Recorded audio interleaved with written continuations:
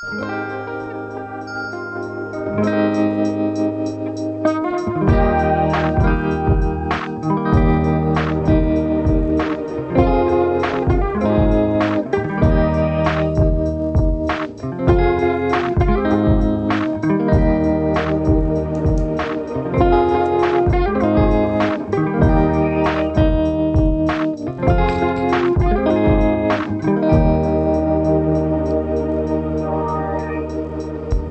Maria, frères et sœurs, bonjour à vous tous, avec plaisir, reconnaissance au Seigneur. Je vous retrouve ce matin pour continuer notre parcours avec les 7 péchés capitaux. Votre serviteur, le Père Jean-Raphaël Marie Tornoudi, avec vous pour continuer notre cheminement. Aujourd'hui, nous abordons un autre thème, un autre péché capital, la paresse. Disposons-nous donc sous le contrôle de l'Esprit Saint pour suivre cette méditation.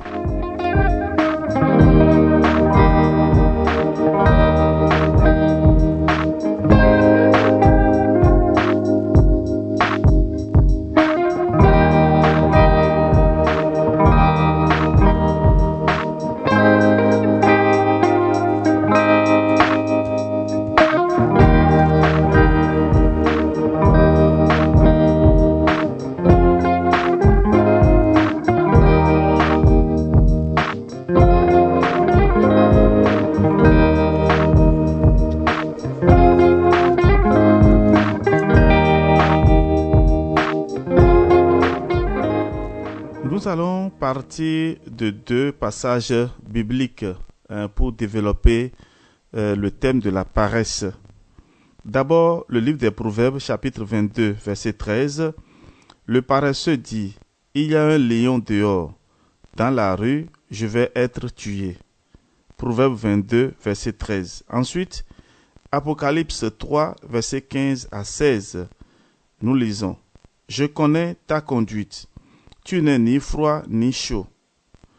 Que tu n'es l'un ou l'autre, que n'es-tu froid ou bouillant, mais parce que tu es tiède et non froid ou bouillant, je vais te vomir de ma bouche. » Apocalypse 3, 15 et suivant. Qu'est-ce que la paresse? La paresse est l'amour du repos qui pousse à omettre ses devoirs plutôt que de se faire violence pour les remplir. À l'origine, l'Église employait le mot assédie, c'est-à-dire la paresse spirituelle qui conduit à se désintéresser de tout, de ne croire en rien, de ne pas avoir la foi en fin de compte. Il y a une différence évidente entre le sens qu'a pris ce péché capital aujourd'hui à celui d'hier. Encore appelé le laisser-aller, l'assédie, la paresse a pour autre appellation le découragement. La paresse enlise l'homme dans l'indifférence, la négligence de nos devoirs, le relâchement moral et spirituel, le doute, la tiédeur dans la pratique religieuse. Il est rare qu'un homme se qualifie de paresseux. Ce qui arrive souvent, c'est qu'on applique plutôt l'étiquette de paresseux à une autre personne qui n'agit pas à notre convenance, et quand nous sommes quelque part déçus de ne pas voir cette personne répondre à nos attentes.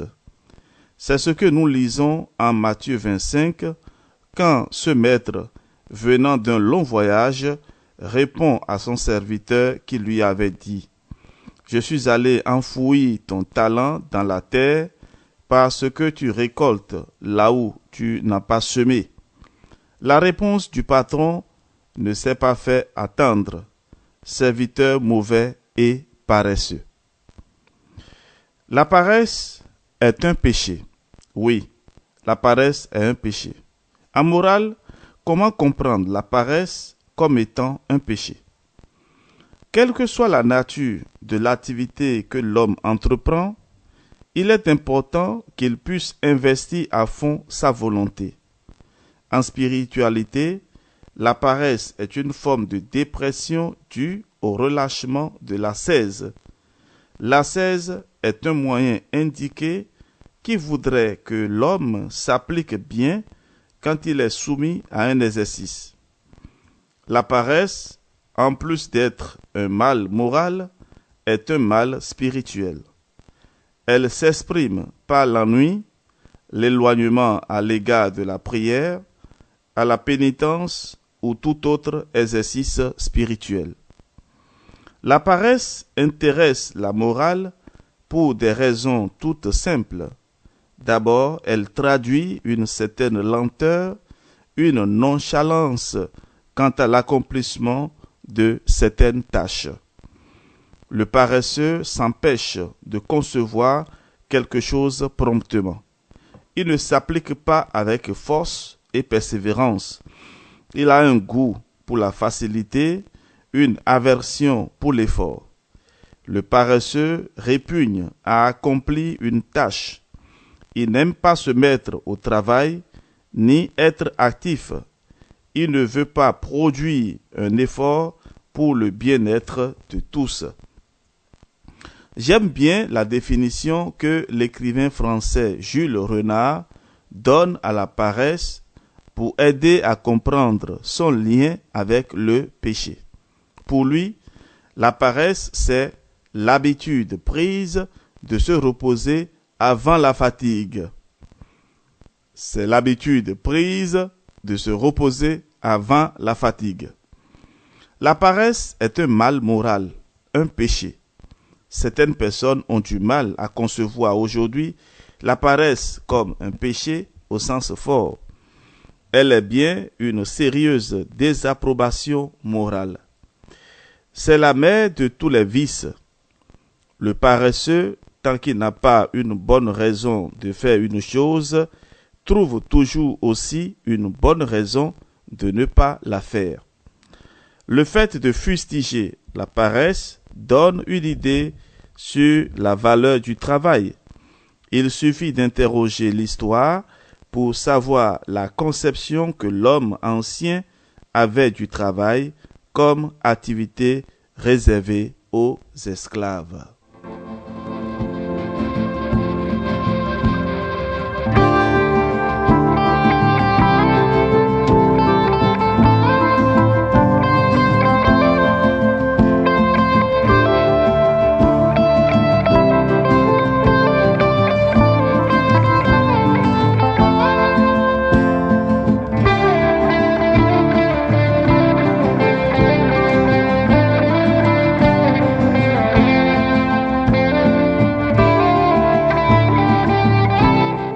L'homme est naturellement paresseux.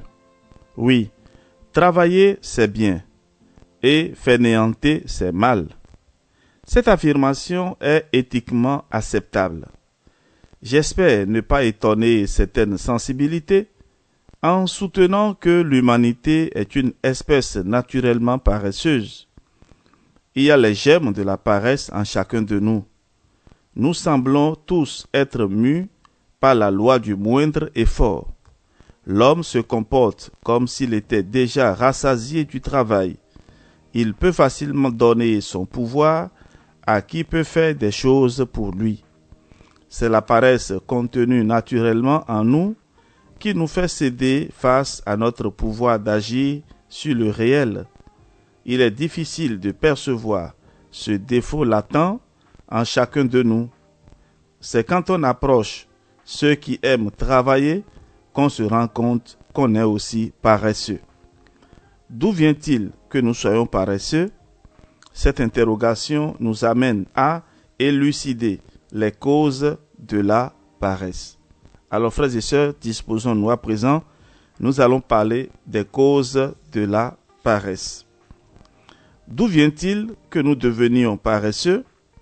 L'homme sombre souvent dans la paresse quand il émousse son dynamisme dans la monotonie ou dans des activités répétitives, contraignantes, ennuyeuses, improductives.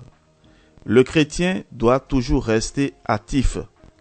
Rester actif veut dire être stimulé par un intérêt qui provient généralement de la nouveauté, qui, elle, éveille et entretient la curiosité humaine. L'intérêt mobilise l'action humaine et l'homme doit toujours avoir besoin d'élargir sa perspective.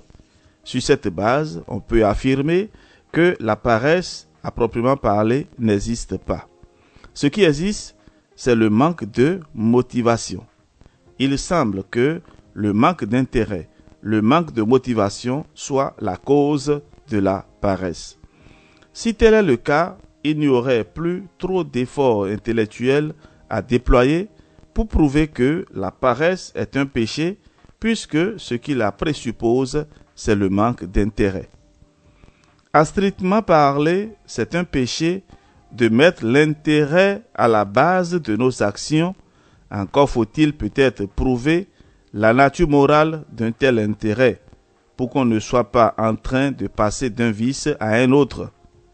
Quelle éthique sous-tend notre intérêt, si jamais intérêt il y a? Si jamais, par notre action, nous visons le ciel, est-ce que le ciel peut être pour nous un intérêt au même titre que tous les intérêts matériels que nous poursuivons à tous nos vœux? Pourquoi notre paresse doit-elle supposer un manque de motivation? Cette question est d'une importance capitale. Pour cette raison, elle doit rester ouverte pour donner à chacun l'occasion de s'exprimer et ne pas cantonner autrui à une seule formule de réponse. Il y a d'autres causes de la paresse. Et c'est ce que nous allons voir la prochaine fois. Alors, frères et sœurs, les autres causes de la paresse, nous en parlerons dans la prochaine méditation.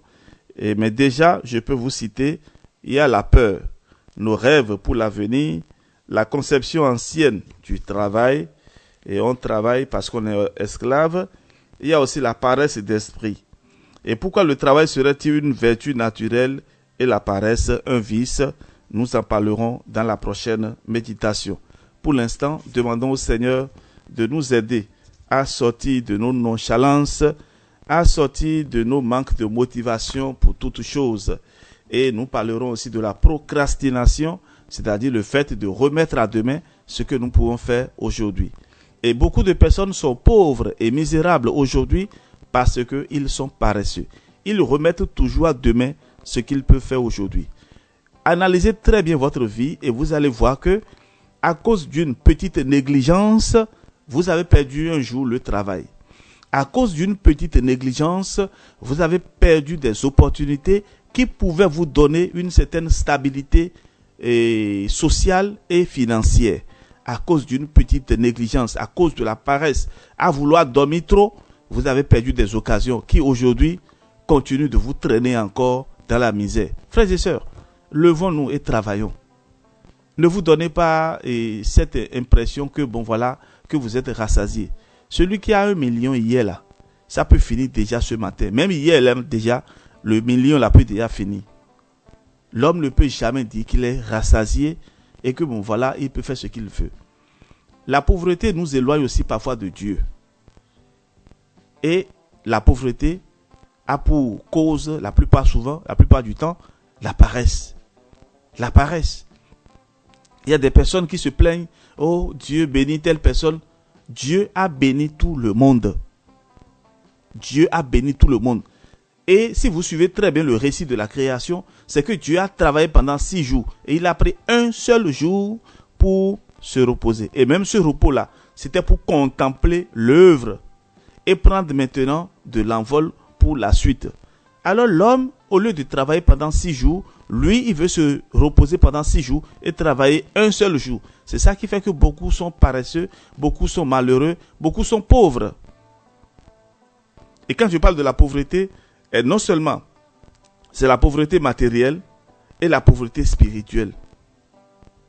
La pauvreté matérielle peut éloigner de Dieu.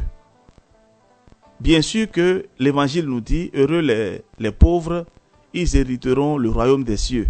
Oui, c'est vrai. Mais le pauvre en question, c'est le pauvre en esprit.